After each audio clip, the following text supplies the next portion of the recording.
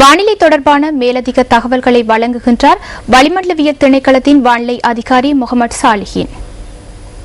கிழக்கு வடமத்திய ஊவா மாகாணங்களில் சிறிதளவு மழை பெய்யக்கூடும். பிற்பகல் அல்லது மாலை வேளைகளில் சப்ரகமுவ அத்துடன் மத்திய மாகாணங்களின் சில இடங்களில் இடியுடன் கூடிய மழை விருத்தி அடையும். இது பின்னர் மேற்கு தென்மேற்கு கரையோர பகுதிகளுக்கும் பரவக்கூடும். கடற்பிராந்தியங்களை பொறுத்தவரையில் காங்கேசன்துறை தொடக்கம் திருகோணமலை ஊடாக பொத்திவில் வரையான கரையோரத்துக்கு அப்பாலுள்ள கடல் பிரதேசங்களின் சில இடங்களில் மழை பெய்யக்கூடும். காற்று வடகிழக்கு திசையினூடாக மணிக்கு 20 தொடக்கம் 40 கிலோமீட்டர் வேகத்தில் வீசக்கூடும். காங்கேசன்துறை தொடக்கம் திருகோணமலை ஊடாக பொத்திவில் வரையான கரையோரத்துக்கு அப்பாலுள்ள கடற்பிரதேசங்கள் சில வேளைகளில் சற்று கொந்தளிப்பாக காணப்படுவதுடன் காற்றின் வேகம் மணிக்கு 50 கிலோமீட்டராகவும் காணப்படும்.